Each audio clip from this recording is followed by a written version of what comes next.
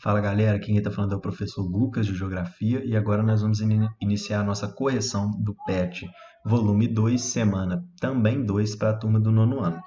O assunto desse PET ele fala sobre a divisão em mundo ocidental e mundo oriental, e aí lembrando que ele traz o aspecto da divisão cultural, né, da divisão ideológica, ou seja, é a divisão que não leva em conta a localização, porque se a gente levar em conta a localização, essa divisão em mundo ocidental e oriental tem que levar como referência o meridiano de Greenwich, que vai dividir a Terra em duas partes, né? E tudo que tiver a leste desse meridiano de Greenwich é o mundo oriental, tudo que tiver a oeste do meridiano de Greenwich é o mundo ocidental, né? Que é o conceito de hemisfério, metade da esfera. Mas essa divisão não considera esse aspecto. Vai considerar, na verdade, o aspecto ideológico, o aspecto cultural, e aí baseado principalmente numa construção eurocentrista, ou seja, a Europa como centro do mundo, né? Uma divisão onde se deixa levar os países que sofreram uma influência cultural e ideológica da Europa, eles estão representados, eles fazem parte do mundo ocidental.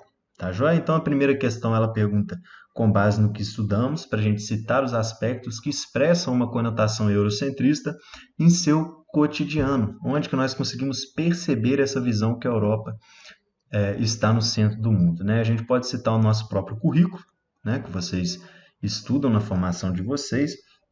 A história ela é contada, né? Ela dá muito mais ênfase à história europeia, né?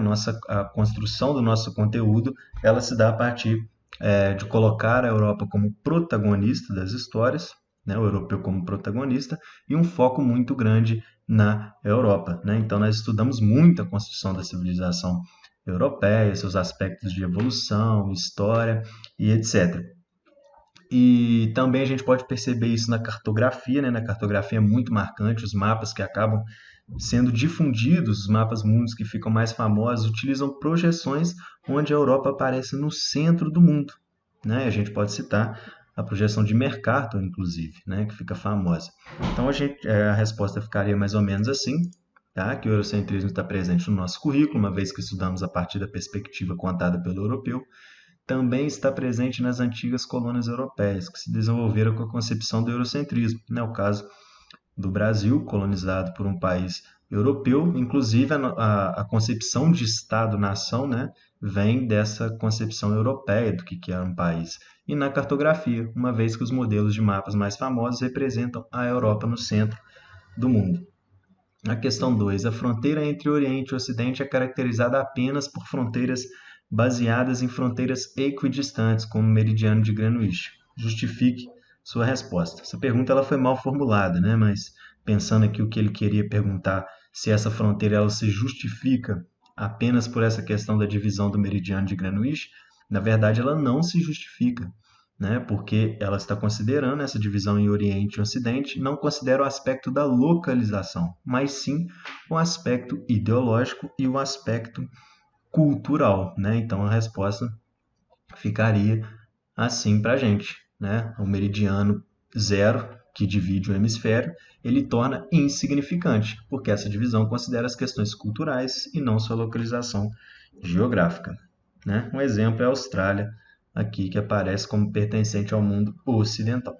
A questão 3. No início do século XXI, a Rússia e a China se constituíram enquanto polos nesse mundo oriental, né? Então ganharam relevância. Que fatores favoreceram essa ascensão? Bom, a Rússia, mesmo ela perdendo o poder, né, pós dissolução da União Soviética, ainda assim é um país que tem uma grande relevância na geopolítica mundial, uma vez também que ela tem o seu, o seu assento fixo, né, na ONU, então ela faz parte dessas decisões mundiais e ela tem essa política de expandir ainda o seu domínio e a sua influência pelo mundo. E a China ela vai se tornar um polo uma vez que, após a reforma econômica, ela cresceu muito e conseguiu ascensão ao ponto de chegar à segunda economia do mundo, né? E isso conferiu a ela um status de ascensão, um status de uma protagonista do mundo oriental e também uma protagonista do mundo, né? Então, ficaria mais ou menos assim. A Rússia, apesar de enfraquecida, ainda tem grande representatividade na geopolítica mundial,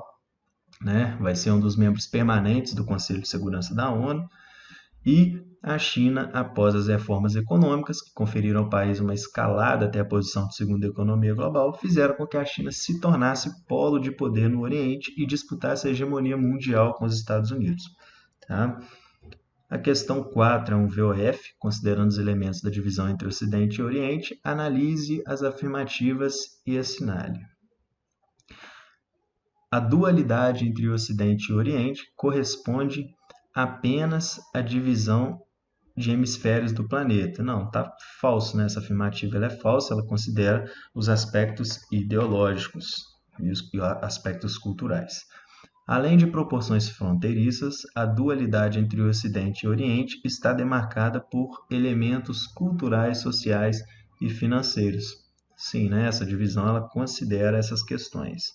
A ascensão dos Estados Unidos enquanto polo de referência no mundo ocidental mantém relação com o fato de sua colonização ter ocorrido pela Inglaterra. Sim, né? Os Estados Unidos, após ele se elevar ao status de hegemonia global, ele recebe essa referência de mundo ocidental. E uma vez que ele já havia sido colonizado pela Inglaterra, que pertencia ao mundo ocidental, que pertence ao mundo ocidental, então ele vai ganhar esse status aí de referência nesse mundo ocidental, né? Verdadeiro. Os países latino-americanos têm sua cultura marginalizada no Ocidente, em função de seu baixo poder econômico e da pouca representatividade em conselhos internacionais. Também é verdadeiro, né? São países que são considerados como pertencentes ao mundo ocidental, mas esse pertencimento ele é marginalizado, tá? Então nós carregamos muito, né? Cristianismo e etc., dessa cultura europeia, mas essa representatividade no mundo ocidental ela é marginalizada, então é verdadeiro também. Observe o mapa a seguir, que apresenta a divisão do mundo em países ocidentais e orientais, né? E aí a divisão retratada no mapa está baseada na matriz cultural, com a origem dos idiomas e das regiões, colonização europeia, que só ocorreu no Ocidente, influência da Europa e dos Estados Unidos, que só incide no Ocidente, e diferença étnico-racial marcada entre os dois lados. Então, qual que vai ser a afirmativa correta? Olha só, a questão D, na verdade, está falando de uma diferença étnico-racial marcada entre os dois lados. Isso essa divisão não é baseada nisso, né? Isso é claro. A influência da Europa e dos Estados Unidos que só incide no Ocidente. Não, né? Essa influência da Europa e dos Estados Unidos vai muito além somente do mundo ocidental, e principalmente os Estados Unidos, que vão ter influência em boa parte em vários outros locais do mundo, também no mundo oriental. A colonização europeia que só ocorreu no Ocidente, não, a colonização europeia não ocorreu somente no Ocidente, né? Vai acontecer em outras regiões também, da Ásia, como na Índia, vai acontecer no continente africano, tá? E a referente a essa divisão está baseada na matriz cultural com a origem dos idiomas e das religiões. Sim, né? Então essa divisão ela vai ser baseada nessa matriz cultural. Então a questão correta é a letra A. Tá? Então aqui nós estamos encerrando a correção desse PET volume 2, semana 2, e